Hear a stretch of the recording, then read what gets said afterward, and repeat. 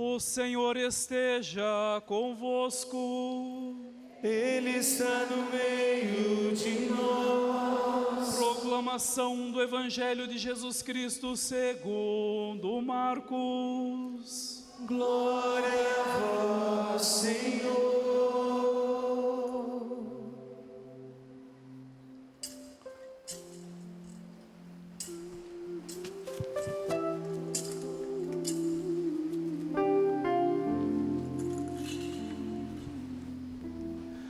Alguns dias depois, Jesus entrou de novo em Cafarnaum.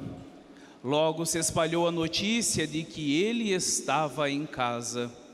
E reuniram-se ali tantas pessoas que já não havia lugar nem mesmo diante da porta. E Jesus anunciava-lhes a palavra. Trouxeram-lhe então um paralítico, carregado por 4 homens.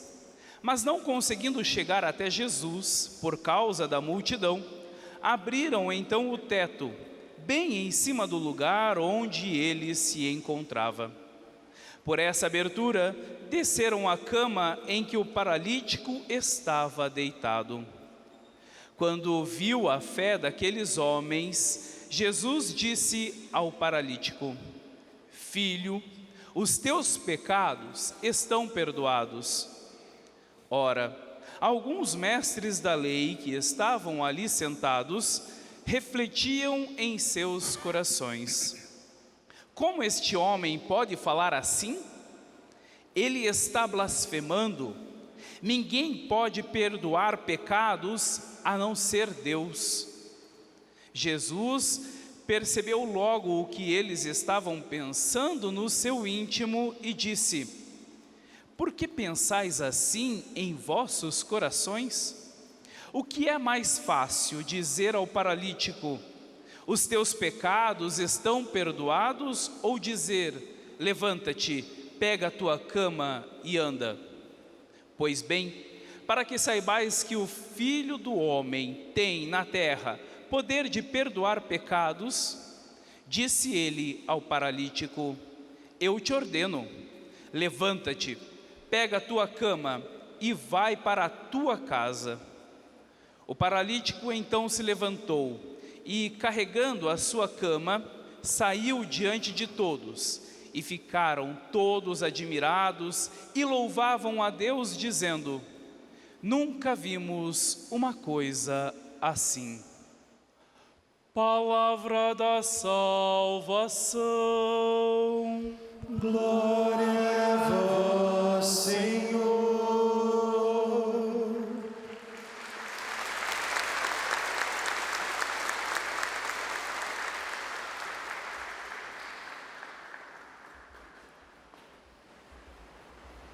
Filhos queridos, povo amado de Deus, aqui neste santuário de Nossa Senhora de Guadalupe, Jesus das Santas Chagas, e todos aqueles que nos acompanham pela TV Evangelizar, Rádio Evangelizar, YouTube Padre Manzotti. É uma alegria poder celebrar e dizer obrigado, Senhor, pela graça da vida sacerdotal. Como eu disse, todo louvor à vida sacerdotal é, antes de mais nada, um louvor a Deus. Por quê? Porque ninguém é sacerdote porque quer. Há muitos chamados e poucos escolhidos, segundo a Sagrada Escritura. E você é sacerdote porque Deus chama. Nós consentimos. E a igreja percebe os sinais de vocação. É assim que funciona. Pode até querer ser padre, mas se não houver o chamado primeiro de Deus, no próprio processo de discernimento, que vem pelos tantos anos de acompanhamento no seminário, ou depois a pessoa não persiste. Portanto, o primeiro aspecto é esse: Deus chama, a pessoa consente, e a igreja, reconhecendo os sinais, concede a ordenação sacerdotal. Por isso, celebrar cada ano a ação de graças, faz poucos dias, eu digo dias porque parece ontem, 25 anos, já 27, é como a nossa vida, ela vai se consumindo sem que menos nos demos conta. É num piscar de olhos, e a vida é rápida, o tempo é rápido, e isso vale para mim, vale para você. E atrás de um sacerdote existe uma pessoa, e se essa pessoa não estiver bem, o sacerdócio vai mal. É a mesma coisa num casamento. O problema não é o casamento, são as pessoas que contraíram o casamento. Se não está bem, o casamento vai mal. E o problema não está nos filhos, o problema não está na casa, o problema não está no salário, o problema não está nas coisas externas, ela está na pessoa. Por isso, meus irmãos, quando pensamos em vida, missão, vocação, e aqui eu falo da vocação sacerdotal, mesmo e tal qual a vocação matrimonial, nós temos que estar bem conosco mesmo.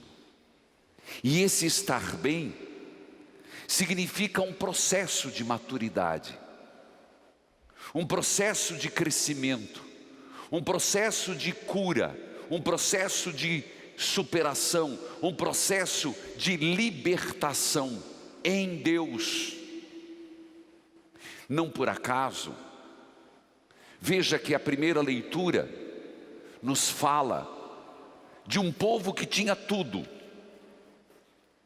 do livro de Samuel. Aqui não, filho, eu já falei várias vezes, continua o mesmo, muda-se os anos.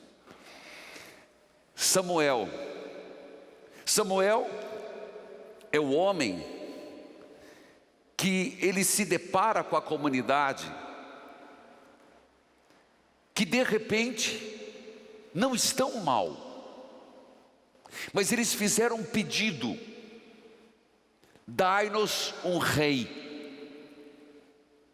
O próprio Samuel se dá conta de que esse pedido não é bom, porque havia um rei, e era Javé.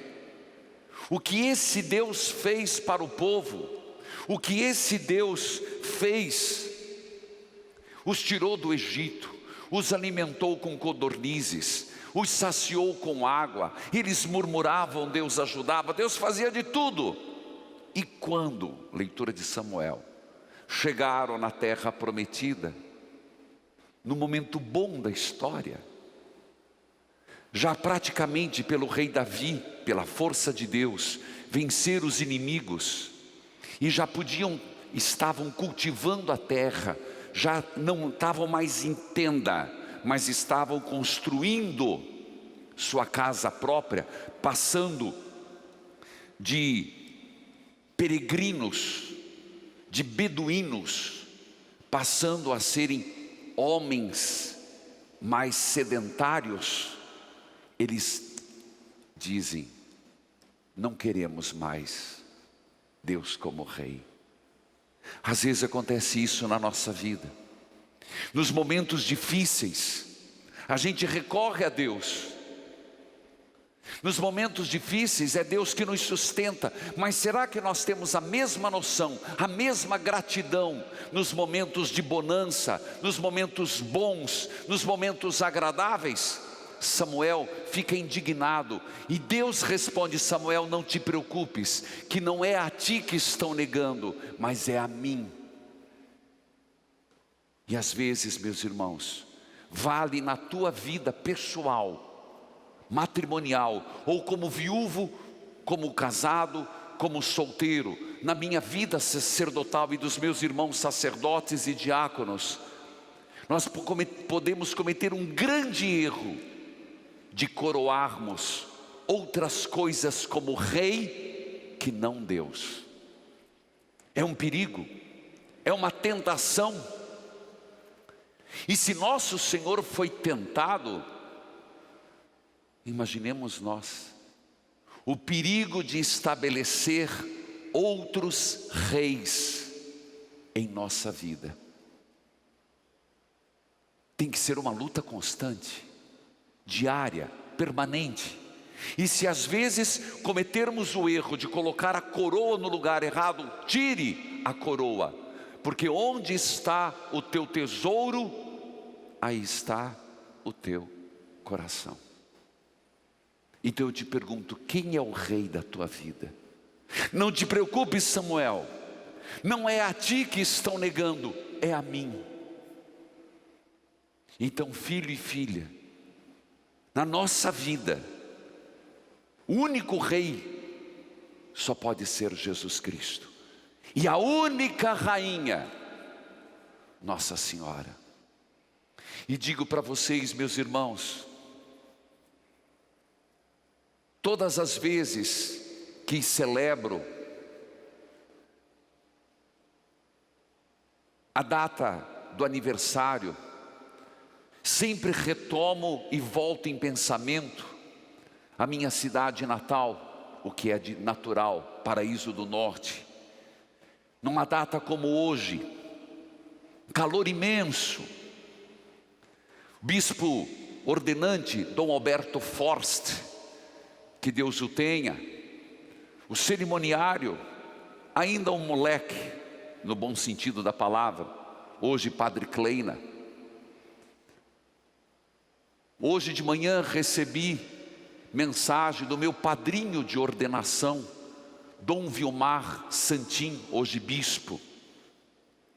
E neste dia, quando as queridas irmãs São Vicente de Paulo prepararam um painel, como aquele que depois ainda vou comentar, estava bem grande: tudo posso naquele que me fortalece. No retiro esses dias, o nosso pregador, o retiro anual, que foi muito bom, uma bênção, que o fizemos lá com o Padre Samuel, que até está nos ajudando, do rito ucraniano. O pregador dizia: volte ao teu lema, e pedia para cada um. E eu posso dizer que Deus não podia ter me inspirado tema melhor. Tudo posso naquele que me fortalece. Porque esses 27 anos foram isso, fortalecido em Deus, e tentando de todas as formas, mas só conseguindo em Deus. E volto a 27 anos atrás, tudo posso naquele que me fortalece. Naquele dia emocionante, não sei, nunca casei, mas quem casou é emocionante o dia? É ou não é? Responda pelo amor de Deus, nunca casei, nem vocês, padre.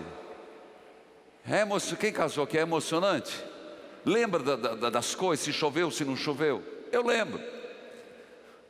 E naquele dia, muita emoção. Minha querida mãe, meu pai, meu padrinho de ordenação Adail, Nica, minhas irmãs, meus irmãos, cunhados, familiares. Mas naquele dia a emoção era, e aquela sensação: eu não sou digno, Senhor. E aquele momento, eu não sei se os padres concordam, na hora em que dois momentos muito fortes para mim: a hora que você deita no chão e começa a ladainha, é você abraçando a terra, é aquele momento que você, de profunda resignação, É um gesto tão forte, tão lindo, porque na verdade é assim: quem sou eu? Nem de joelhos posso ficar, mas me deito, me prostro, Senhor, e são teus anjos, teus santos, é a Trindade Santa que quando me levantar, me sustentará no sacerdócio. Outro momento é quando o bispo unge as mãos e agruda e amarra um pano. E quem tira é a mãe do sacerdote. Que momento forte na minha vida. Por isso, naquele dia, voltando à primeira leitura, eu pedi muito a Deus que fosse para sempre, com todas as dificuldades. E digo para vocês, meus irmãos, não é no casamento, mas na alegria e na tristeza, na saúde e na doença, eu quero ser padre para sempre em Deus. E foi naquele dia que, nas primeiras palavras neossacerdotais, depois de fazer o que é próprio de agradecimentos,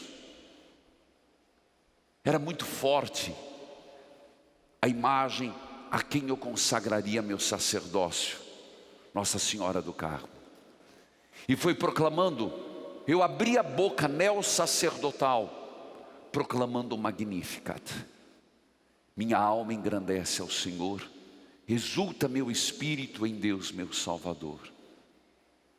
E continuei, e o que eu coloquei no meu coração é, que no meu coração a única mulher, e seria a rainha da minha vida, Nossa Senhora do Carmo. Portanto, se hoje a primeira leitura, e fico nela, fala do grande erro que eles cometeram de estabelecer um outro rei, eu quero dizer, Senhor Jesus, e sob o título de Jesus das Santas Chagas, serás o meu único Rei e Senhor. No meu coração, peço a graça, Senhor, aconteça o que acontecer, de não existir nenhum milímetro de espaço para que outra ser, outra causa, outra pessoa possa tomar conta. E te peço, mãe querida, que continue a ser a única rainha. Digo isso, meus irmãos, porque às vezes, e eu ontem na adoração insistia, volte a carregar o terço. Não sei quem acompanhou, quem não acompanhou, está lá no YouTube, mas me veio muito claro isso, que quem carrega Maria nessa vida, ela te carregará depois para o céu. Então volte a ter o terço na bolsa, no carro. Eu partilhava e partilho, quando pego um Uber, quando pego um táxi, que alegria quando eu vejo lá no retrovisor um rosário, é para mim tranquilizante. E nós estamos deixando de levar Maria nessa vida, para que ela depois nos leve para o céu. Filhos queridos, como Nossa Senhora nos defende. Nós não temos consciência o quanto uma mãe faz para o filho. Quem é mãe sabe. Agora dobre por 1000 o zelo, o carinho, o afeto de Maria para conosco. Com 27 anos de sacerdócio, ainda não é a maturidade do sacerdócio, mas já está chegando. Uma pessoa com 27 anos, já saiu da juventude, está quase na fase adulta, 30. Mas como 27, já caminhando para a fase adulta de um sacerdócio, se valendo da comparação biológica, já é tempo de se dar conta de que é com Cristo o único Rei no coração, Maria a única Senhora do coração, é que nós aprendemos e temos que aprender a transformar o que podia ser uma solidão em solitude.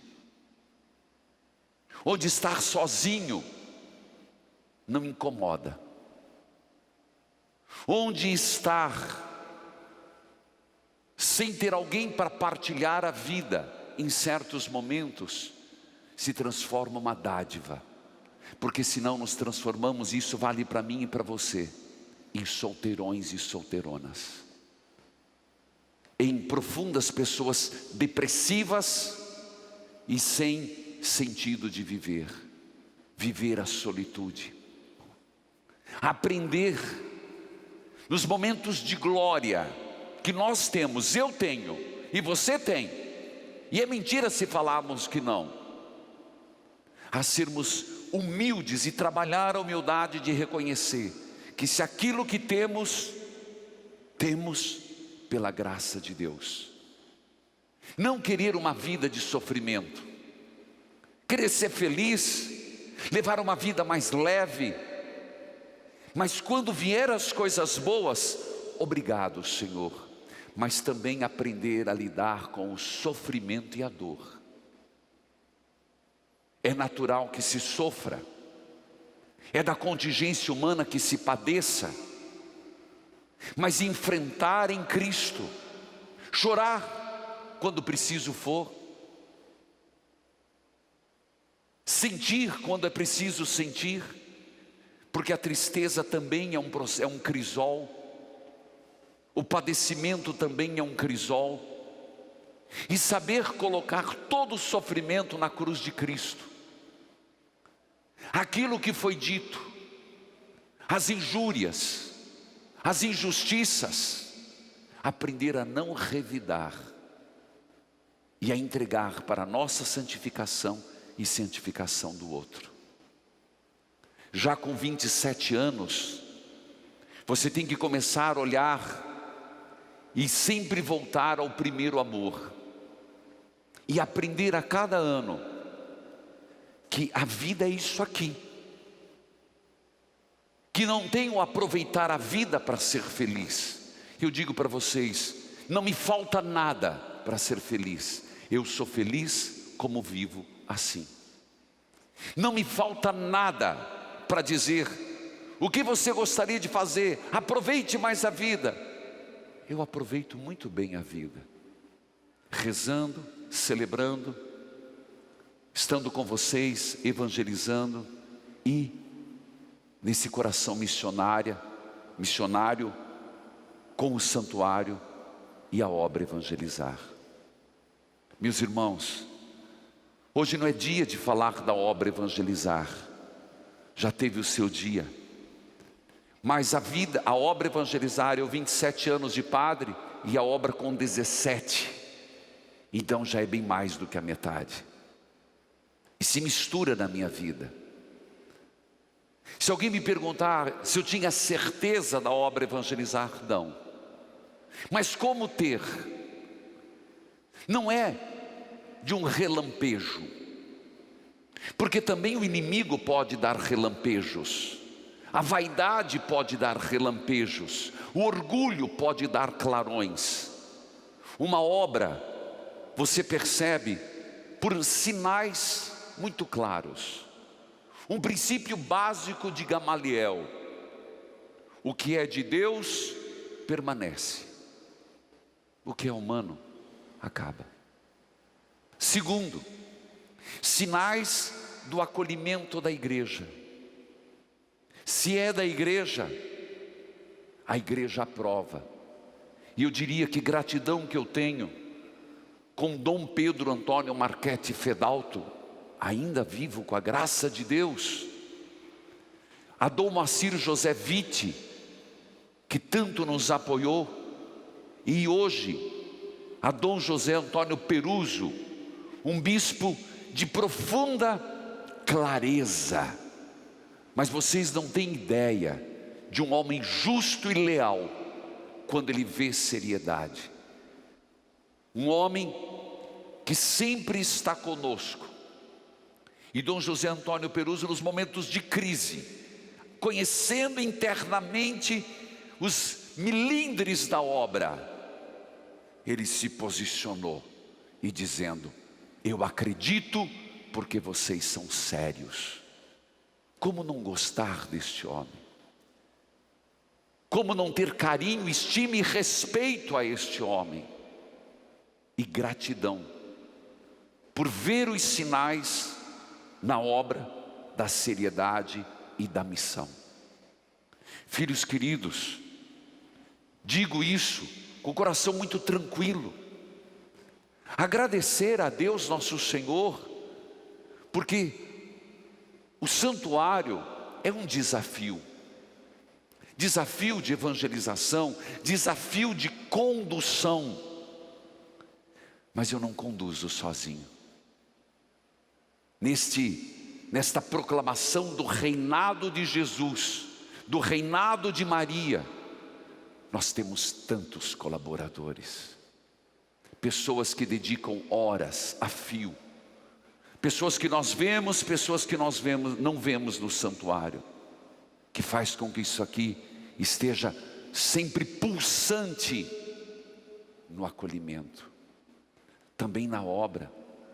Como não agradecer a todos que trabalham neste prédio aqui, neste prédio do lado.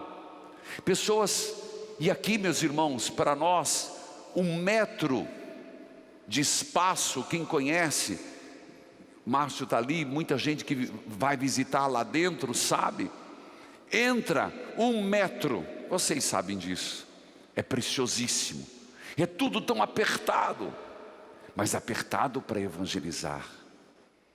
Se dedicam, se empenham, oferecendo o seu melhor, voluntários, mas também o associado, também não, principalmente.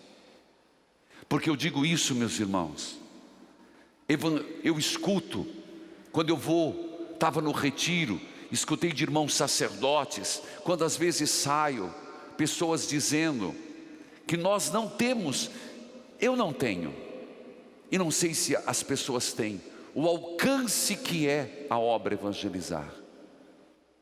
A gente vê nas adorações, pessoas que vêm ontem, tinha gente de Cubatão, gente de Minas Gerais, gente do Piauí, gente da Bahia. O alcance que a obra tem hoje no Brasil. E quão importante foi na pandemia, o ano passado, e nesta fase que estamos vivendo. Mas não seria possível, e não digo isso, meus irmãos, com interesse algum, que nunca 1 centavo de dinheiro da Associação Evangelizar é Preciso foi desviado, seja para mim ou para outra obra escusa. A doação do associado. Televisão é muito caro. Rádio é muito caro. Então, quando nós falamos de mais de 60 repetidoras no Brasil, a doação de cada um é que faz com que essa obra exista. E Deus seja louvado por isso. Às vezes a pessoa diz, mas o que eu estou dando é pouco.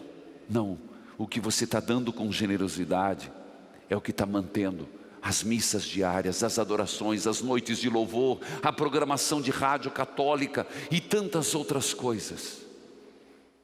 E essa obra, meus irmãos, e a sua ajuda não é para mim, é uma obra reconhecida pela igreja, é uma propagação da pessoa de Jesus Cristo, a propagação da fé, a devoção a Jesus das Santas Chagas, a caridade que é feita imensamente.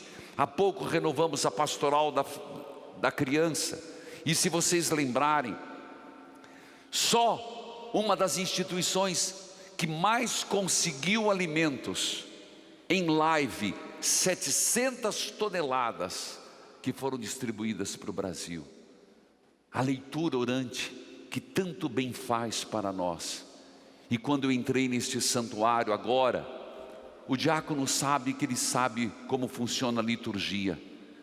Eu incensei 2 vezes São Pio, próprio do santo, porque eu digo a vocês, meus irmãos, se eu descobrir no ano de 2021, já o tinha, e já falei isso para vocês e repito, Quando você precisar de uma graça muito grande e difícil, recorra a esse homem.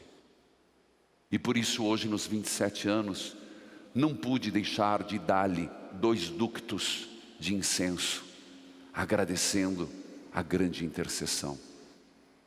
Filhos queridos, que Deus nos ajude, e quando possível, e peço que eu faça, rezem por mim. Amém.